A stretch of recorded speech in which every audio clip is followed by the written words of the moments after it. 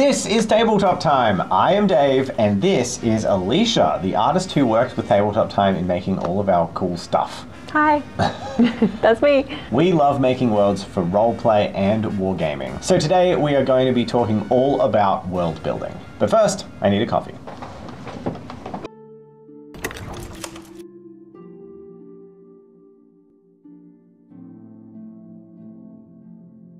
Good morning. I see that you're finally awake. Did you enjoy your sleep, you lazy bugger? Did you hear about McCleary Farm? I wish There's someone been would some clean this raids for me. down there. Maybe Mr. McCleary. Someone's eating all of my sweet rolls. What have I got to do to get a good sweet roll around here? It's probably that Jazza.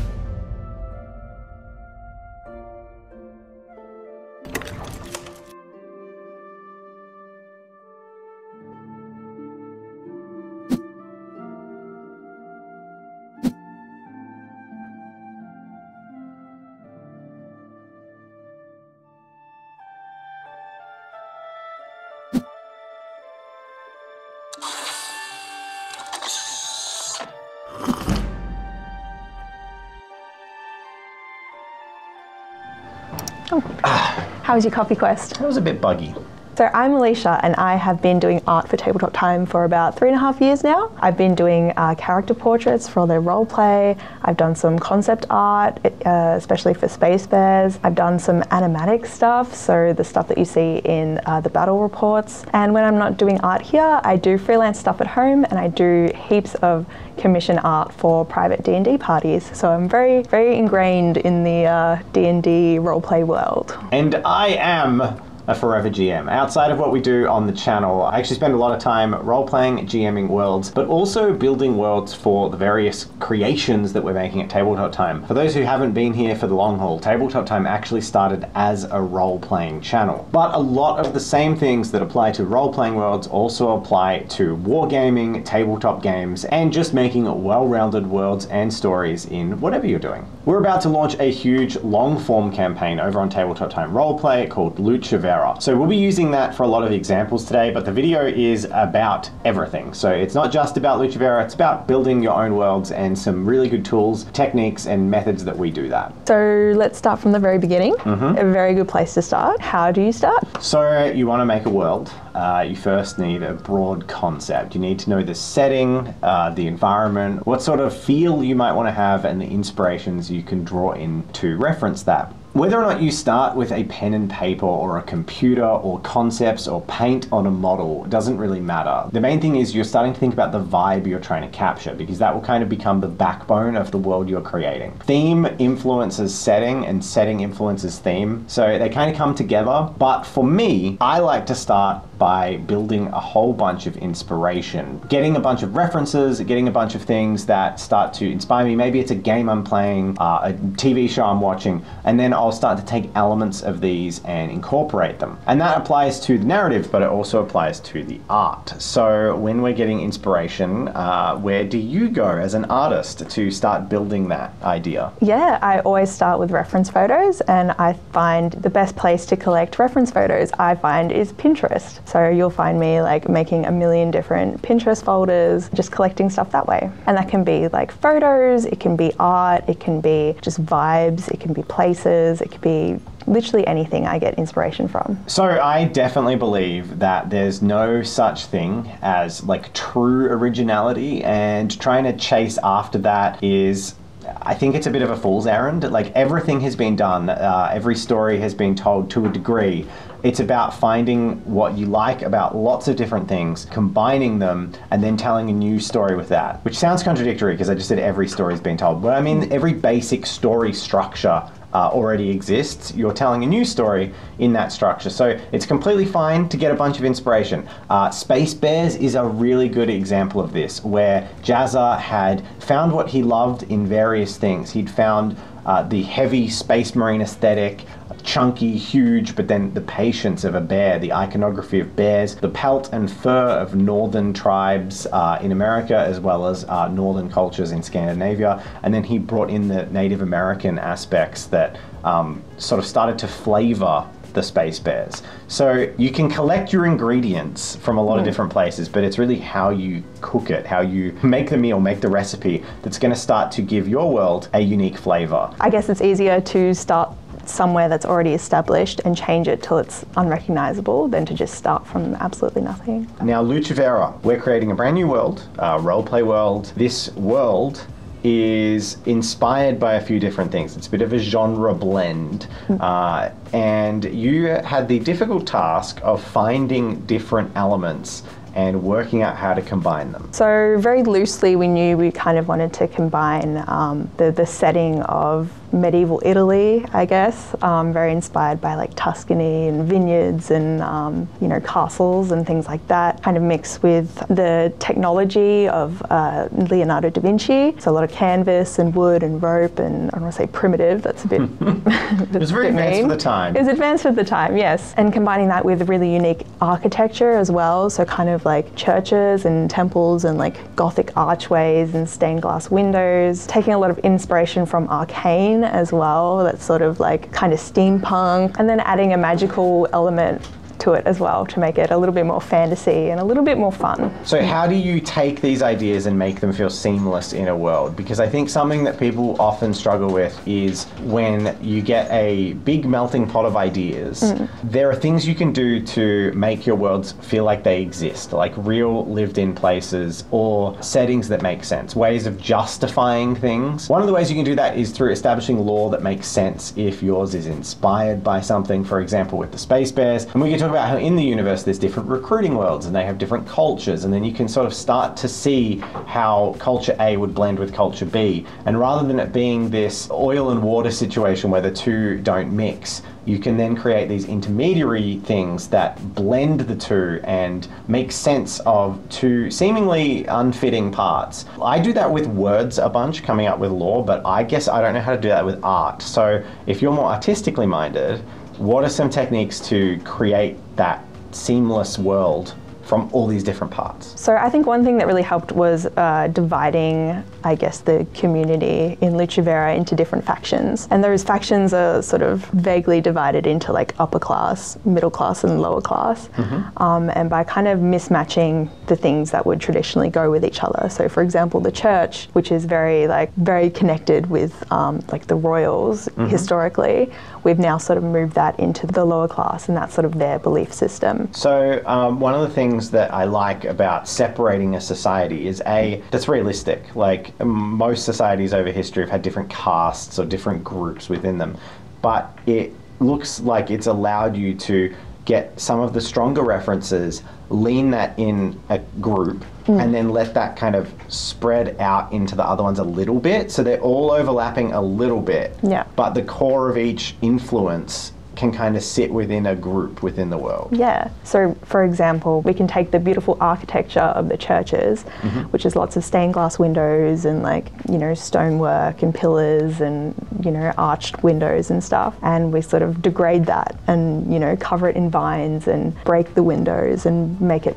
really colourful, fill it with like flowers and wildlife. And it kind of takes the concepts that people already have about an organised religion and kind of turns them on their head, but still tells you immediately this is like a religious group because it's a place of worship, but it recontextualizes for your world that you're creating what each faction does. Because you don't look at the religious faction in Lucifera and think that's this world-covering, powerful organization that's like moving and shaking. But you do know there's people with faith in there. Yeah. So what were some ways you incorporated the technology, I guess? How do we incorporate the Da Vinci stuff? So the engineers that create this technology basically have their own faction that is separate from the church and separate from royalty, which puts them in this sort of middle class, like blue collar working faction. I have a note, even the girls wear pants. Yeah.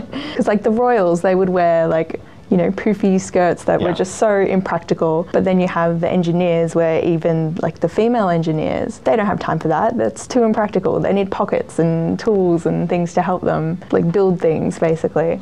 I think that you can already see that like visual design can flavor world building just as much as the world building can kind of prompt the visual design. Because one of the things that I think is really interesting about working with visual reference and with a collaborator, which I'm incredibly privileged to be able to be working with, most people at home won't be, but you can work with reference material and you can kind of use other people's art as your inspiration instead of having the amazing privilege of Alicia doing art. One of the things that's super cool though is there is this dynamic back and forth creative bounce back where the things that the artist produces then inform decisions made that affect the world. It's kind of a dynamic and organic process. And vice versa. And a really great example of that leads into probably my biggest tip for world building that works for me. I am a visual person and I build with maps. So what I did is Alicia had done a map for an animatic intro for our new world, and it was drawn from a perspective in a sort of like an artistic way. Yeah. I needed to make the world. I needed to understand how all the groups worked within the world. For some people, that's spreadsheets and documents where you'll be writing out, you know, this is this guild and they do this. For other people like me, I need to see how the society functions. So I love maps. I love drawing maps. I love using them to sort of go, well, you know, if there's roughly a kilometer between there and there, surely there's got to be a toilet or whatever whatever it is. It can be a lot more meta than that. So for example, a planetary map or a solar system, if you're working in sci-fi, working out what groups influence who has access to resources, all of this stuff begins to do a lot of work for you. I think the reason I love this method of world building is exactly that. A lot of work gets done for you. You don't have to sit there and like write out this really complicated world from nothing. You get to kind of look at a reality and then go, common sense, what does this need? Like, where do they get food from? And then as soon as you ask that question, often the answer is just like obvious. Oh, that green place over there, clearly that's where the crops are. So by using maps and by using visual references, even if you just take a picture of like a solar system or a planet or a fantasy country that you really enjoy, if you aren't inclined to make one yourself, you can then use that as the reference point and start to put pins on that and go, well, if I want my home base to be here, which means the bad guys should be at the far end, so they have to go on a quest to get there. Oh, what's in between those two locations? And the images, the art will inform that. And I didn't do any of this before Alicia had drawn the map, and that map has now informed the player experience that everyone at our table is going to have. Yeah. It's funny because the map was kind of informed by the factions as well. So we've got these 3 districts that sort of, with this sort of like river that comes through all of them, and that's sort of how they interact, I guess. It segregates them into the 3 areas. You can see the visual design there. And then for me, that already tells its own story. I believe when you drew that map, I looked at the map and sort of said, can you brown the river after it goes through the engineering section? Because it immediately just told this story to me. If you had the river flowing downstream, you had the upper class section like on the top end of the river. Up on the hill, yep. And then it went through the engineering section and then down into the commons. And I just saw it in my head. I'm like, oh, well, what if the rich people and the engineers are polluting the water with their runoff and their waste? And that's what the poor people have as their water supply, and it kind of seeing that created the narrative, and now that's something that people will enjoy in the world as well, hopefully. Or they'll hate it. They'll hate the poo water. I don't know. I don't think they'd like it, yeah. If you watched our video on the weekend, you would have also seen part of our world building involved creating creatures, creating miniatures for the world of Lucifera, which is exceedingly exciting. That process, that journey doesn't start from nothing. That started from Jazza and I having a bunch of conversations about what would be really cool to fit in a Renaissance world. But then, Alicia, you were integral in creating this. So yes. What were some of your experiences creating creatures to live in this world? And what were your favorites?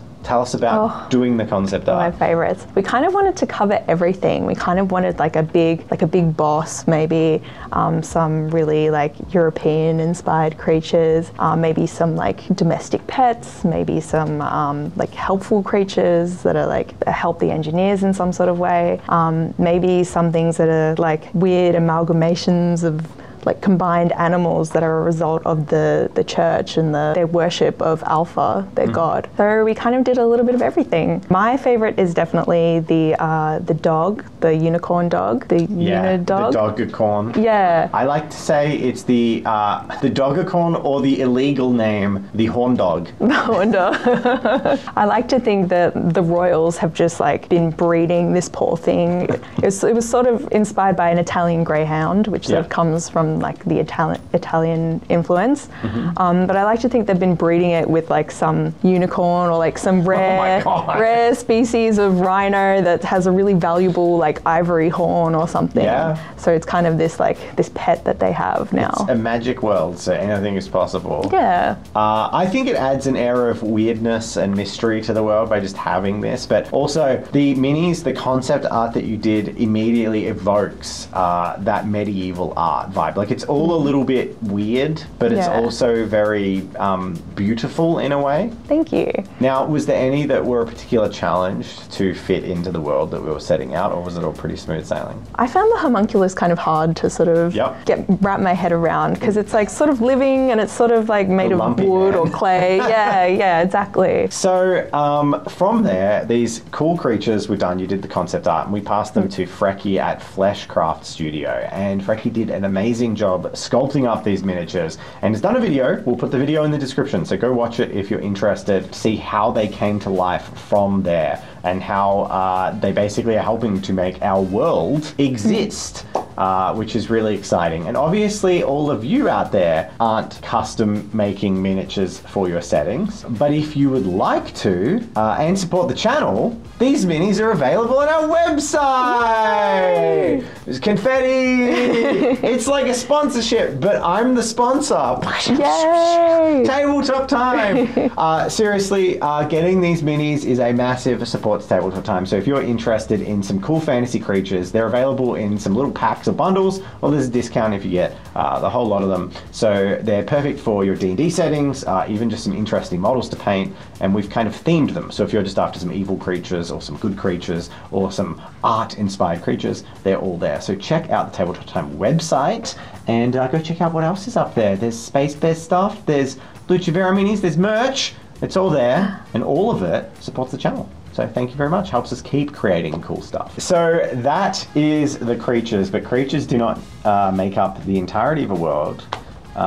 There's also art you've been working on to create characters that live in this world. Yes, arguably the most fun and exciting and important art that can be made is the characters that Jen, Murray, Jazza and Elle will be playing, and of course the NPCs. So each of these kind of represents a different strata of society, which I think is really cool to see the beginning to fruition, where you can start to see all of these design choices influence the characters. I mean, we've got Elle's character, who is effectively a royal. Yeah. How did you incorporate that? So being a royal, we're going to give her lots of like heavy fabrics, lots of, you know, flourish, so feathers and frills. We've given her a very exciting hat for her sort of swashbuckling character. She's got very fine details like gold trim and a very fine rapier that she gets to use. And she's a little bit cheeky and she's very cool. And contrasting that with Jazza's? Contrasting that with Jazza's and pretty much everyone else's, which are sort of part of the like engineer guild. So they have a lot of practical clothing, a lot of pockets, overalls, a lot of straps to carry all their things, very like muted colors, very practical and a little bit serious, but there to do their job. Some of them have glasses. We've given Jen's character these very like medieval looking glasses, which I think is really fun. At least for me, visualizing everything is probably the #1 aid to making good realized worlds. The rest of it flows from a sense of logic. Each new progression answers the next.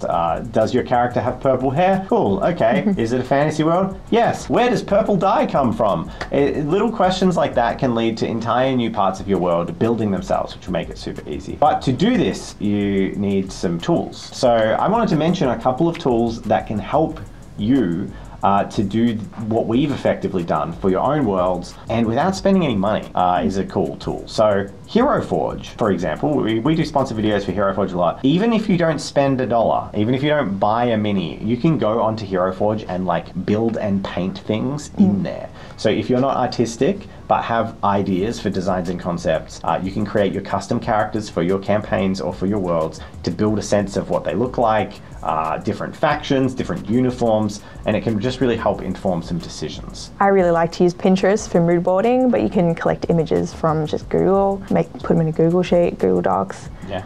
If you want campaign management tools, I have previously used Legend Keeper and World Anvil, and I'm quite fond of them. I love documents that can link. So anything where you can create like a data file on someone or a pin on a map and connect the two, and then everything can be seamlessly connected with timelines or connectivity. It just keeps things in track. Like, it's a lot easier to click on the map where the guild is, and then that opens up, and then inside it has a list of everyone in the guild, and you can click on their name and it brings them up. Then a sprawling Word document, which I don't recommend. I've had like a 150-page Word document in the past, and it's a nightmare. How do you find anything? You don't. And then you spend half the saying, just saying, scrolling. Did I name that character? And then you find you named a character twice, 2 different things, 40 pages apart. Yeah, so it's not the best system. So I just asked a live question to the Tabletop Time studio. Do you have any questions? And Murray said, problem solving. How do you problem solve in world building? And I think that's a really good one. So one of the examples of problem solving is Jen's character. She really wanted to have glasses, and I, as the GM, and Alicia and I, as building the visual design of the world, were kind of a little bit stumped on that, because glasses in the way we think of them in a modern world didn't really exist and didn't really feel right in that setting. It kind of advanced it a few hundred years and made it feel too steampunk, but we don't want to say no. Yeah. Jazz actually drew his character with modern glasses as well, and they kind of just looked a little bit out of place. Thinking about that, it kind of presents a problem, and you can turn problems into solutions by telling story through them, by changing what it is, but not saying no. Because, I mean, if you're making an RPG, you don't want to say no to your players, but you do want to say yes but or yes and. So in that sense, we talked with Jen, and Alicia and I worked at looking at some references for more old school glasses or eyeglasses. And we came up with this cool wooden framed eyeglass for Jen's character that made the character feel more informed in the world, made them feel more fitting. Yeah, and now instead of the character wearing glasses all the time, just as an aesthetic feature, now she can actually use them when she's building something, and it just like hold helps them up. her. Use her peepers. Yeah. So when you're faced with a problem with world building, you can usually find the answer in the world. That would be my bit of advice. Just try and think of this thing as if it was real. It's the number one takeaway from all of this is the best worlds are the worlds that feel real. And all you need to make a world feel real is to be able to understand how people live in it. If you're wondering where the food comes from and your answer leads to it's magically created, that makes a whole bunch of questions that can just make the world more interesting. Like, if food's magically created, well, who's doing that? And do they get paid for that? And how do you acquire it from the people who can magically create it? What happens if they disappear?